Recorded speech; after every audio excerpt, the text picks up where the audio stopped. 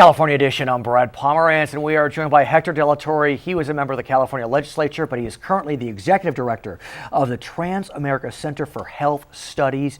You've been looking at the Affordable Care Act from the moment it passed, and we are now, we have essentially concluded the second cycle of the Affordable Care Act. What trends can you tell us about the Affordable Care Act? Let's start with California. Well, in California, we had a slight increase in the number of marketplace participants, people who got insurance through the exchange, of about 200,000. The numbers will be settled here in short order, but about 200,000 increase from about 1.2 million last year to 1.4 million this year. It's a good increase. However, Florida has surpassed California as the #1 state for marketplace participants. Which is surprising on two levels. Cover California had set a goal of 1.7 million, and they did not hit that goal. Query whether that goal was too ambitious. The other surprising statistic that you mentioned, Florida surpassing California, I mean, Florida, I think it's fair to say the state is not kind to the Affordable Care Act. I mean, they don't run their own exchange. They have not engaged in the expansion. Nope. So who's driving the bus in Florida to get these big numbers? It's community groups, it's providers that are pushing for this on a grassroots level. Here in California, we've put a lot of money into television commercials and other marketing activities. Clearly, the state is very supportive of the effort, and yet we haven't got the numbers of a state that doesn't really care. So the similarities between California and Florida also focus on demographics.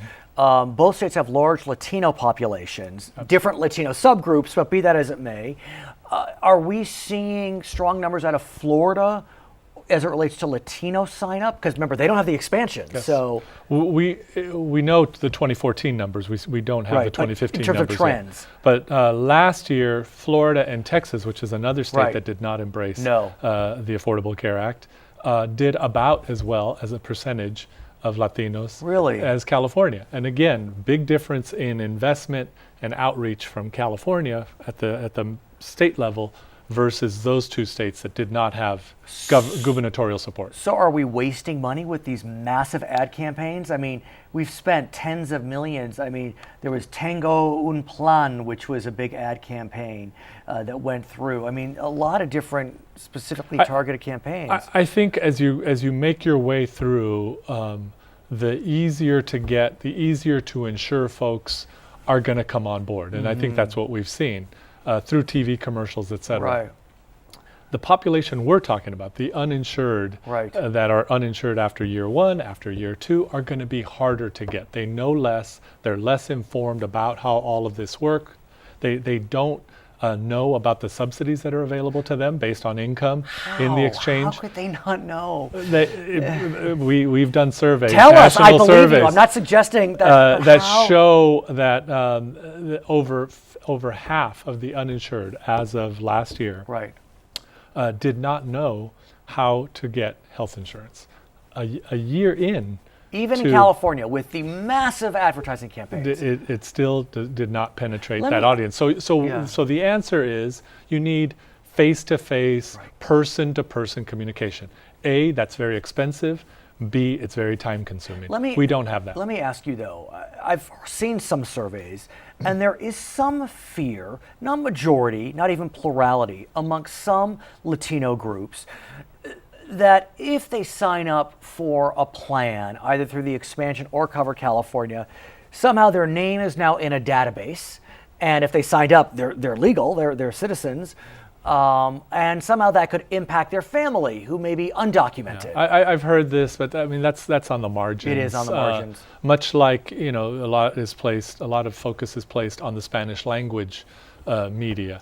Well, in general terms, the rule of thumb for Latinos is only about 30% prefer to get their stuff in Spanish. So what's the other 70%? What are you doing for them? And again, that requires face-to-face, person-to-person contact. What about, aside from the fear of immigration ramifications, the whole notion of, I don't want to get involved with the government? I came from El Salvador where the government killed my aunts and uncles. Is that no? I think likely? I think again, with the majority of Latinos, it is a question of cost, and understanding how this all works. They haven't had insurance before. Right. Most of the uninsured at this point have never had health insurance. And so if you've never had it, you're not familiar with premiums and deductibles and all of these terms that we're used to because Right. we've had it. So that is the challenge, much like lower income populations in general, or African Americans or other groups. Latinos are the least likely group to have employer-based insurance. I read that. Which yes. means that they have to go out and get it themselves. And that's a tough slog for folks who may not be aware of all their options. That being said, Latinos are signing up, and so they are accessing medical care. And I understand that a study came out recently which indicated that the number of Latino doctors, and I would say Spanish-speaking Latino doctors, is not keeping up with population growth. And so that can present real challenges. I mean, look, second, third generation Latinos obviously speaking English, but you never know. There just may be a comfort zone in speaking when it comes to medical issues in your first language. And cultural competence. Right. I was just speaking to a doctor recently who was working with a Southeast Asian patient and needed to hydrate that patient and gave them a glass of ice water. And the patient didn't take it. Because ice? Because they don't drink ice water. They drink tap water. Tap right. water, lukewarm water. And so he didn't know this whole time, and he was wondering what was going on. Why was this patient not doing what they were supposed to? The daughter of this patient comes in and sees the water and says, "Oh no, she's not going to drink that."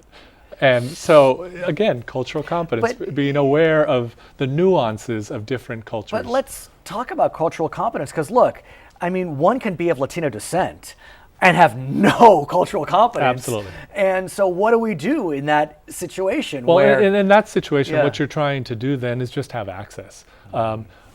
11 million people have signed up for Right. insurance plans through any of the states this year. We know that. Do More we than have 11 million. Do we have over 11 million patients worth of doctors in the system? Well, not in California, especially in certain pockets. And so that is the challenge, is about increasing the number of providers who can handle this newly insured wave that is coming into the system. That is our challenge overall.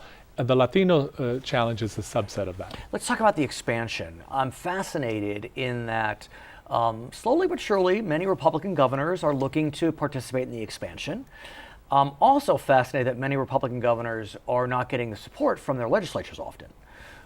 And some of the reddest of red states, Republican governors are jumping on board. The Obama administration is trying to work with them to figure out a formula, but they're getting pushback. Yeah. Well, What's happening there? It's two things. One, the governors are seeing that it's costing them quite a bit Right. in their health infrastructure to have all these uninsured people using ERs, et cetera. Right.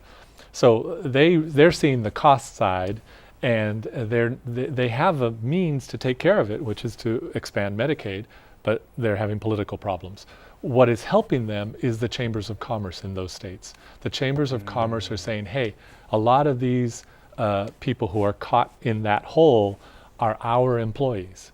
And now with the employer mandate kicking in 2015, Interesting. they're saying, if you don't do this, then we have to cover them, and we don't want to. We can't afford it, et cetera. And so the chambers are pushing the politicians to do it in those states. You have a wonderful example in Arkansas, Right. a red state, where they got around this political pushback by saying, we're not going to expand government, we're not going to expand Medicaid, we are going to expand the exchange, where people are going to get private insurance. And so what they did was move all of their Medicaid expansion folks into the exchange, where they could just get a health plan like everybody else. His name is Hector de la Torre. My name is Brad Pomerance. It's California.